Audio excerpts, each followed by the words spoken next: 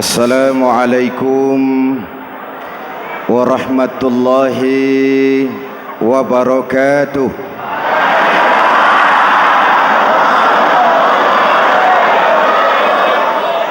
Alhamdulillahi rabbil alamin.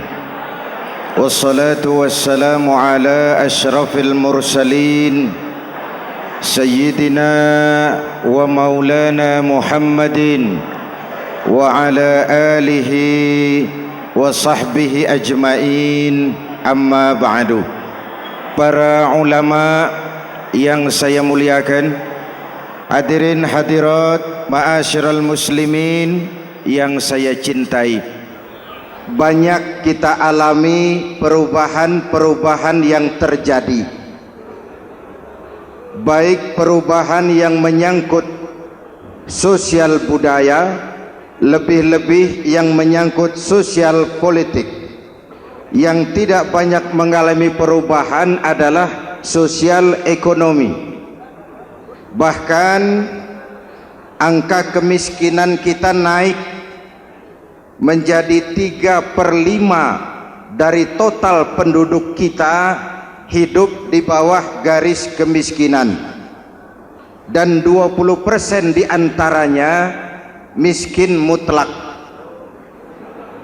Perubahan-perubahan yang terjadi menyadarkan kita kepada kebenaran Al-Quran ketika Allah menyatakan wa tilkal ayyamu nudawiluha bainan nas. Hari itu kami putar di antara manusia. Ada saat datang, ada waktu pergi. Ada hari lahir, ada saat kembali. Ada waktu dilantik, ada saat menyerahkan jabatan. Hari kami putar di antara manusia dan hidup cuma sekadar menunggu giliran. Soalnya kemudian di tengah perubahan-perubahan yang terjadi begitu cepat, what must we do now?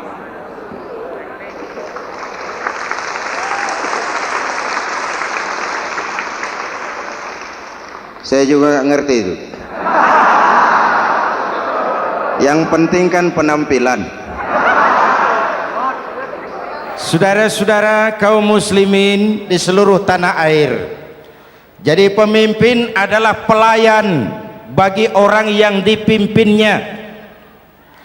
Oke lah, perbaikan ekonomi, pembukaan lapangan kerja baru kita serahkan kepada pemerintah, karena kita percaya mereka orang-orang terpilih belaka yang dipilih dengan kepercayaan akan mampu membawa rakyat keluar dari kesulitan. Amin. Tugas kita sekarang di zaman susah meluruskan akidah.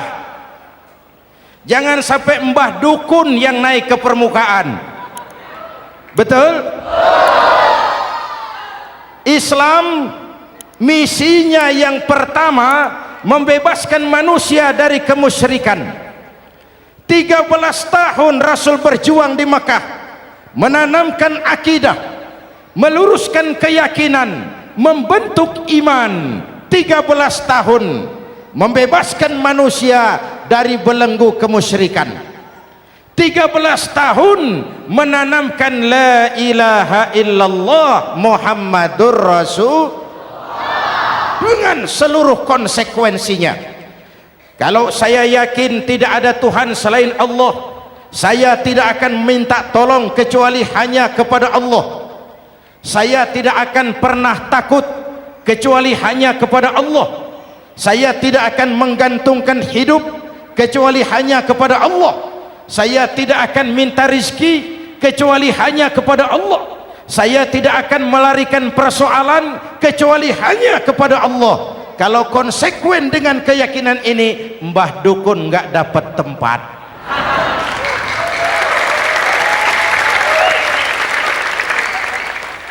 Akur? Ayo lihat secara sederhana. Saya sandaran di tiang, tiangnya ambruk, sayanya jatuh. Saya sandaran di tembok, temboknya runtuh, saya juga runtuh. Saya sandaran kepada orang kaya, dia jatuh miskin, saya bangkrut.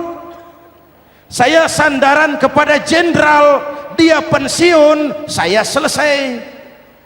Tapi kalau saya sandaran hanya kepada Allah, Allah tidak akan pernah miskin, Allah tidak akan pernah lumpuh, Allah tidak akan pernah terpuruk, dan Allah tidak akan pernah berkurang kekuasaannya.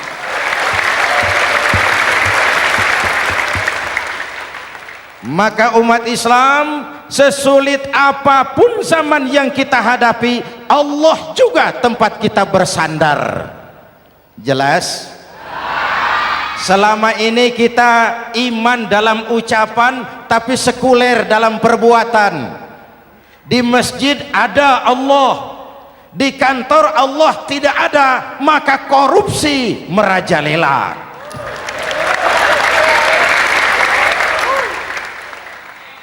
Di masjid ada Allah, di pasar Allah tidak ada, maka timbangan tetap curang.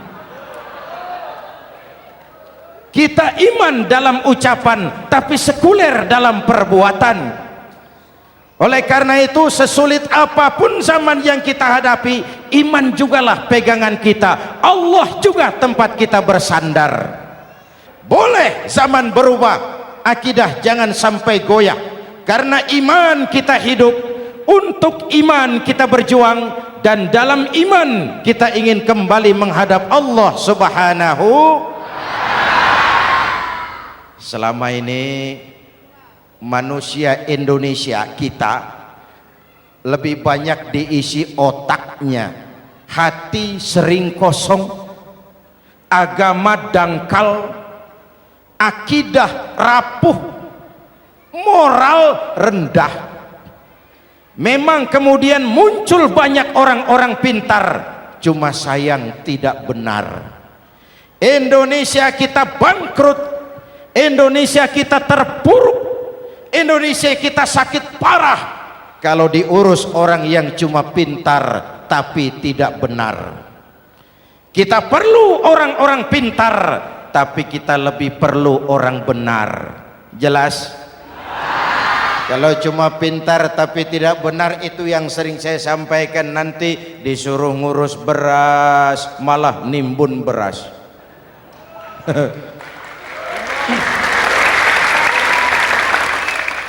Disuruh ngurus laut malah jadi bajak laut. Disuruh ngurus hutan rame-rame jadi orang hutan.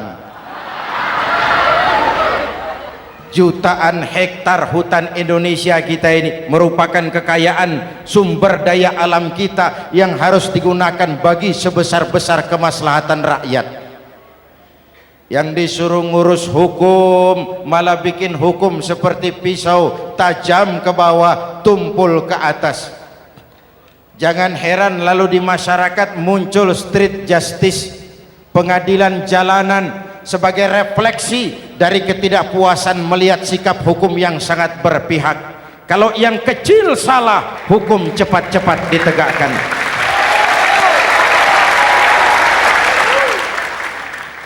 Lihat saja sekarang ini, kalau orang terkenal banyak uang, punya masalah, antri yang bela. Betul? Tapi saudara lihat si Marsinah di Jawa Timur, si Sengkon dan Karta di Jawa Barat, si Udin Bernas wartawan Jogja, terseok-seok mencari keadilan, sampai hari ini urusannya masih remeng-remeng. Kenapa bisa begitu? Jawabannya sederhana, tidak ada fulus. Ada fulus mulus, tidak ada fulus manfus.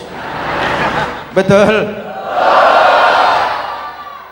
Jangan sampai para penegak hukum kita terjebak pada lagu baru, maju tak gentar membela yang bayar. Biar bertentangan dengan nurani, biar bertentangan dengan public opini, biar bertentangan dengan rasa keadilan. Siapa yang bayar itulah majikan, mau benar atau salah belain terus. Kalau seperti inilah hukum kita, mafioso keadilan akan tetap gentayangan. Hadirin yang saya hormati, 13 tahun beliau berjuang di Mekah meluruskan keyakinan, memantapkan akidah, meneguhkan iman. Dari situ segalanya dimulai dan ke situ segalanya akan menuju. Intan paling mahal, mutiara paling berharga tidak lain adalah nilai-nilai keimanan. Kalau itu sudah tergadai, apalagi yang bisa kita banggakan dalam kehidupan ini? Kita merasa harta kita berharga, belum ada artinya ketimbang iman. Kedudukan kita punya nilai pun belum ada artinya ketimbang dengan nilai-nilai keimanan. Itu intan paling mahal, itu mutiara paling berharga. Harta baru ada manfaatnya kalau dilandasi dengan iman. Jabatan dan kedudukan baru terasa gunanya kalau dilandasi dengan keimanan. Kalau jabatan lepas dari iman, yang akan lahir Fir'aun baru. Jelas? Kalau harta terlepas dari iman, yang akan muncul adalah konglomerat Korun. Kalau ilmu pengetahuan terlepas dari nilai dasar keimanan, maka yang akan muncul adalah ilmuwan pelacur yang menyalahkan yang benar, membenarkan yang salah untuk kepentingan pribadi. Dan kondisi seperti itu tidak akan membuat kita makin sehat. Oleh karena itu, pada kesempatan ini, pesan pertama saya, menghadapi zaman susah tetap jaga akidah, tetap pelihara keyakinan. Kesulitan bukan untuk ditakuti, untuk diatasi. Hidup adalah kerja keras, bukan keajaiban. Perubahan tidak akan datang hanya dengan simsalabim abragadabra. Perubahan tidak akan muncul hanya dengan berandai-andai. Perubahan tidak akan turun dari langit seperti turunnya embun di waktu malam. Perubahan adalah kerja keras, sehingga Al-Quran membimbing kita, innallaha la yughayyiru ma biqaumin hatta yughayyiru ma bi anfusihim. Allah tidak akan mengubah keadaan suatu bangsa kalau mereka tidak mau mengubah apa yang ada di dalam diri mereka. Yang ada di dalam diri itu rule of thinking, state of mind, cara kita berpikir, cara kita memandang kehidupan, cara kita mengatasi persoalan. Hadirin yang saya hormati, inilah iman. Berangkat dari ini kita menyadari ini ujian buat kita rakyat. Dan kita rakyat Indonesia ini kalau sama susah sih sudah kenyang. Ya Pak? Ya Pak? Kita ini sebagai bangsa mengalami apa yang disebut oleh Bung Karno up and down, naik turun, timbul tenggelam, pasang surut. 350 tahun dijajah oleh Belanda, kita susah. Berangkat Belanda masuk Jepang, susah lagi. Pergi Jepang, datang nikah, susah lagi. Lalu kita merdeka, dirongrong oleh berbagai pemberontakan, susah lagi. Makan bulgur, antri minyak.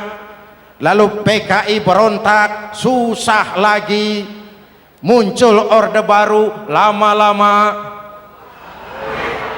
susah lagi. Orde baru selesai, naik reformasi, mulai repot nasi, susah lagi.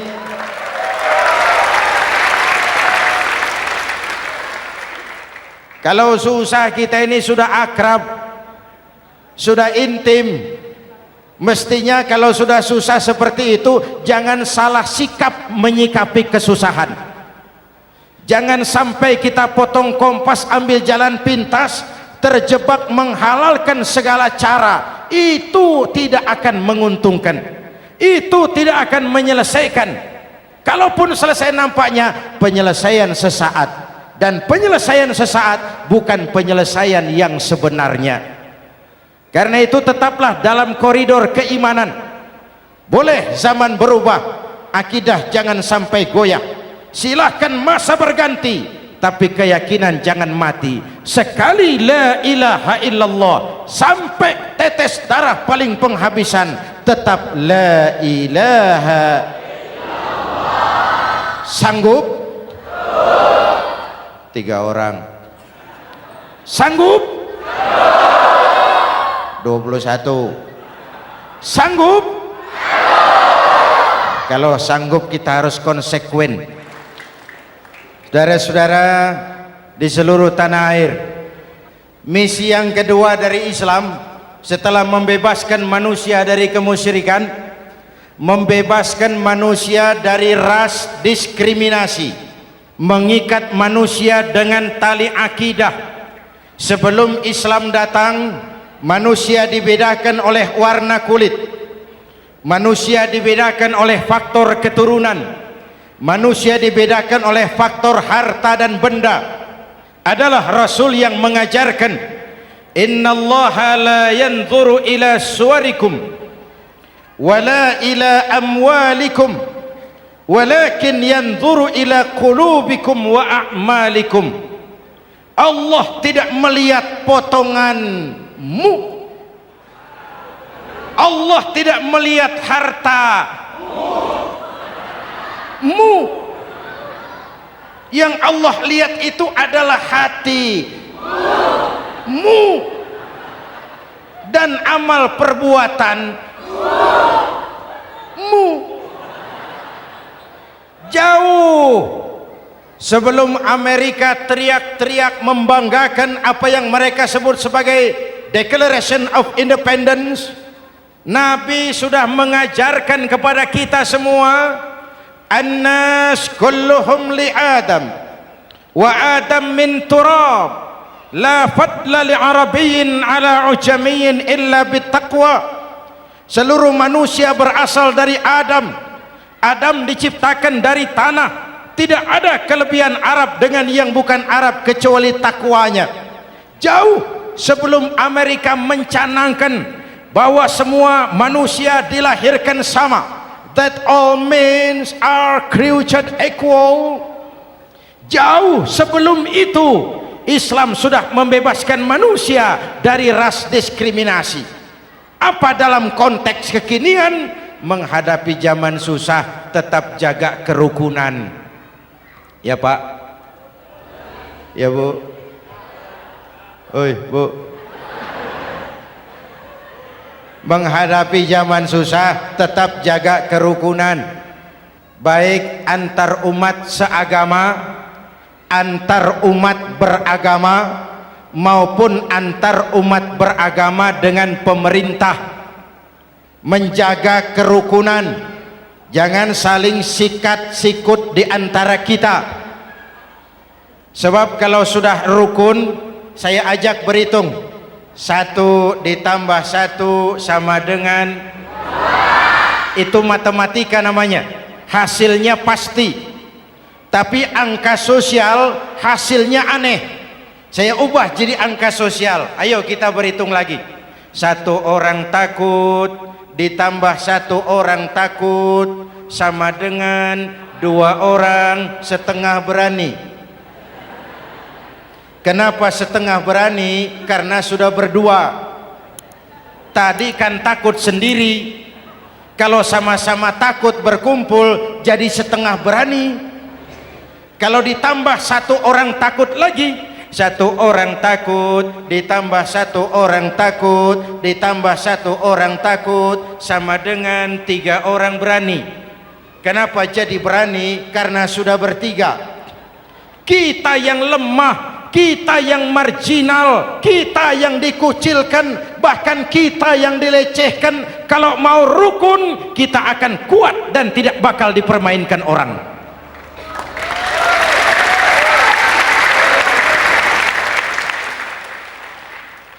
Tapi kalau rukunnya yang satu mau menikam yang lain, saya ajak berhitung lagi. Yuk berhitung yuk. 1 ekor ayam ditambah 1 ekor musang sama dengan 1 ekor musang. Kemana ayamnya? Dimakan musang. Betul nggak nih hitungan? Ayo kita hitung lagi. 1 ekor ayam ditambah 1 ekor musang sama dengan 1 ekor musang. Kemana ayamnya? Dimakan musang. Jadi kalau kita suka kumpul dengan orang yang mau makan kita, selesailah kita.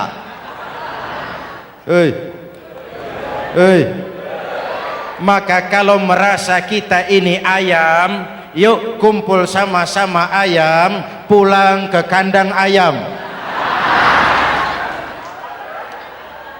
Kalau ada ayam kumpul ke kandang musang, itu namanya ayam minum baygon. Jelas? Menjaga kerukunan. Pertama, antar umat seagama, sesama muslim harus saling menjaga, harus saling memelihara. Baik dia muslim yang jadi kapolri, baik dia muslim yang jadi kasat, baik dia muslim yang jadi pengusaha, baik dia muslim yang jadi petani, nelayan, guru, semua komit menjaga semangat kebersamaan, rukun antar umat seagama. Jelas? Jelas? Hadirin yang saya hormati, atas dasar itu saya ingatkan kembali, kita semua ingin persoalan terorisme dilepaskan kaitannya dari agama manapun. Tidak ada kaitannya terorisme dengan Islam, dengan Kristen, dengan Hindu, dengan Buddha. Tidak ada kaitannya terorisme dengan pondok pesantren.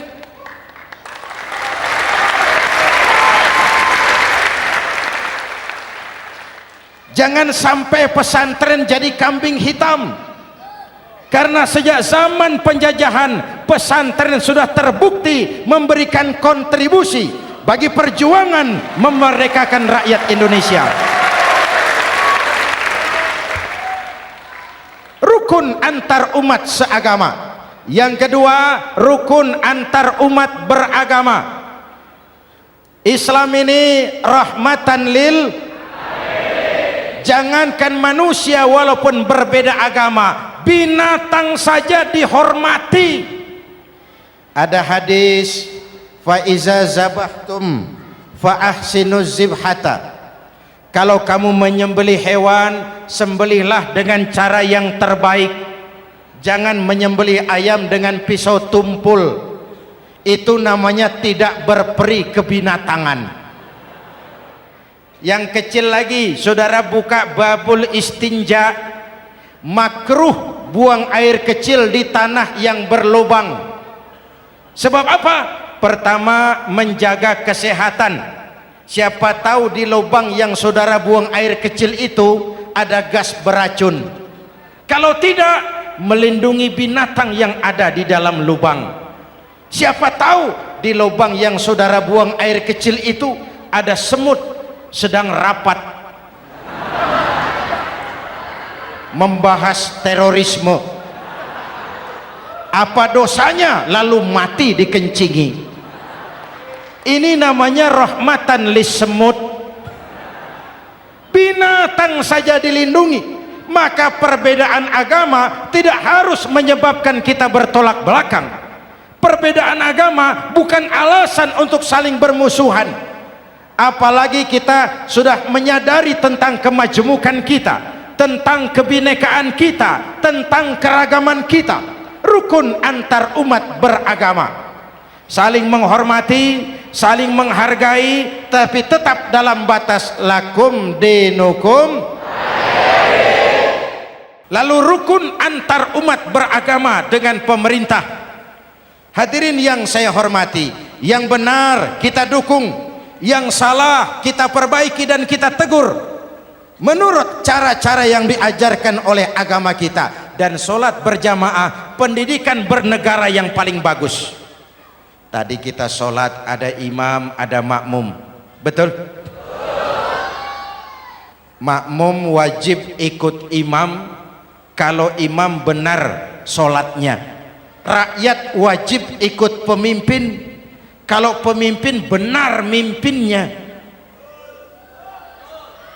Masyarakat Islam ini loyal, masyarakat Islam ini bukan pemberontak, masyarakat Islam ini taat dan setia. Kapan? Kalau imamnya benar.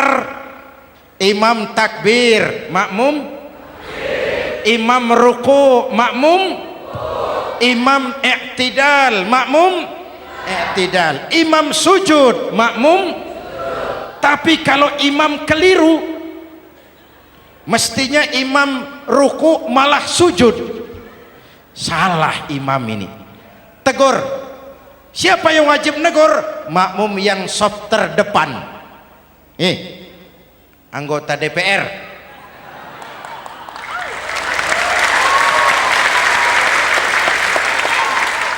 Ini wakil-wakil makmum ini, saf di depan ini. Kalau imam keliru, mereka paling tahu. Ngomong, tegur. Bagaimana negurnya? Ada aturan main. Mestinya ruku, imam sujud. Salah ini imam. Subhanallah. Kan begitu negurnya. Betul? Tidak boleh juga imam keliru, makmum emosi. Main pegang, woi makmum salah, hoi hoi. Kacau sholat. Betul? Anggota dewan ini, saf di depan. Itu kalau imam keliru. Satu saat imam buang angin. Namanya manusia bisa buang angin toh. Apa makmum lalu berkata, demi kesetiaan saya kepada imam, imam buang angin, saya lebih keras lagi. Itu namanya fanatisme buta, loyalitas yang goblok. Imam buang angin, minggir. Iyyaka na'budu wa iyyaka nasta'in. Sampai situ imam buang angin, minggir imam. Lalu saf yang di depan maju. Tidak usah bikin solat baru, teruskan pekerjaan imam. Ihdinas siratal mustaqim, teruskan. Kenapa? Kalau bikin solat baru lagi, nanti buang angin lagi. Bikin lagi solat. Kapan selesainya solat?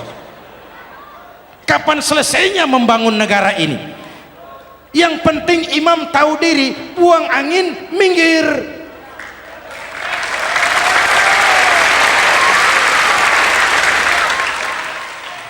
Ini kacaunya solat berjamaah kita sekarang, kacaunya negeri kita sekarang. Banyak imam sudah buang angin, gengsi. Diam aja, merasa nggak punya salah. Dikasih tahu sama makmum, imam tadi buang angin ya, malah jawab sedikit. Apa kalau sedikit lalu tidak batal solat itu? Mekanisme kehidupan sosial yang diatur lewat tuntunan solat berjamaah, sehingga Nabi berpesan, kun imaman muta'an au ma'muman muti'an fala takun thalisan jazu'a. Kalau jadi pemimpin, jadilah pemimpin yang ditaati. Kalau jadi makmum, jadilah makmum yang mentaati. Jangan jadi golongan ketiga pemecah belah. Di depan tidak jalan, di belakang takut, ditaruh yang di tengah, di depan didorong, yang belakang ditendang. Ini namanya biang kerok.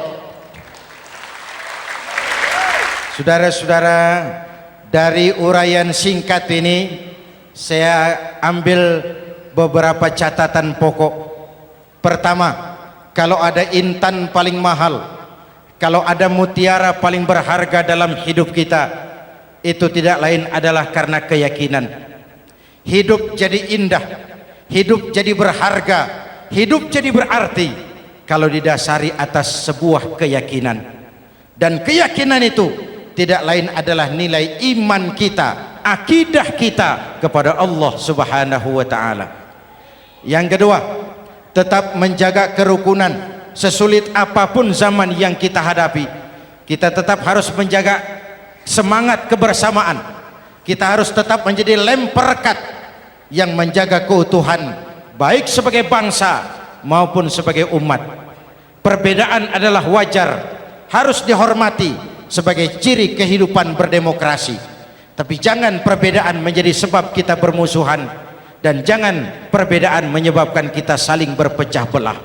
Hormati perbedaan, jangan perbedaan dipandang sebagai permusuhan. Dengan akidah yang kuat dan kebersamaan yang kokoh, ayo kita hadapi kesulitan, kita atasi kesulitan, dan dengan kerja keras untuk menyongsong hari esok yang lebih pasti. Mari kita Fatihah, semoga Allah memelihara kita bangsa Indonesia. Ala hadhihi niyyah wa ila hadratin nabi. Al-Fatihah.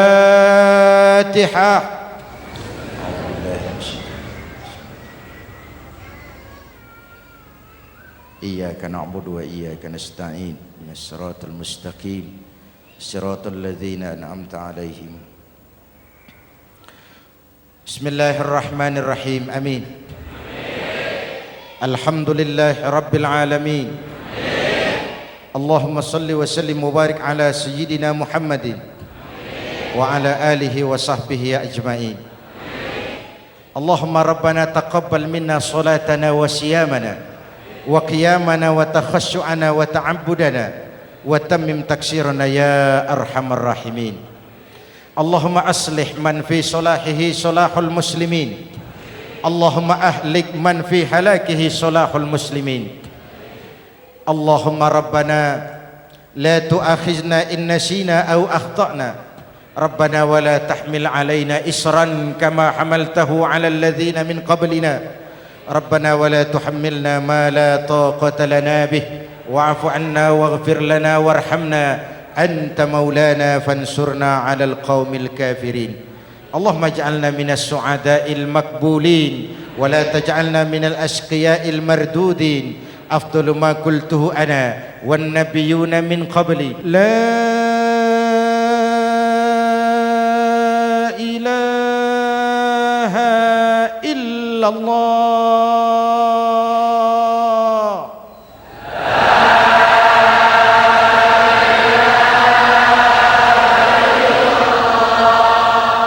La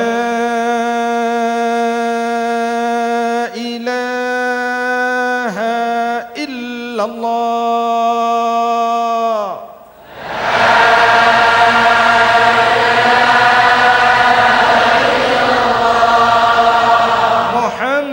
Muhammadur Rasulullah.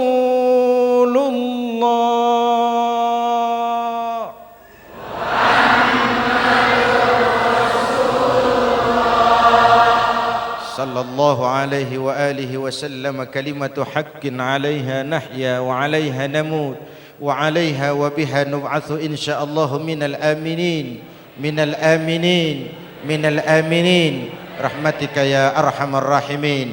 Sallallahu ala sayyidina Muhammad wa ala alihi wa sahbihi ajma'in. Ana rabbika rabbil izzati amma yasifun. Salamun alal mursalin walhamdulillahi rabbil alamin. Jumpa lagi di lain kesempatan insyaallah. Wassalamualaikum warahmatullahi wabarakatuh.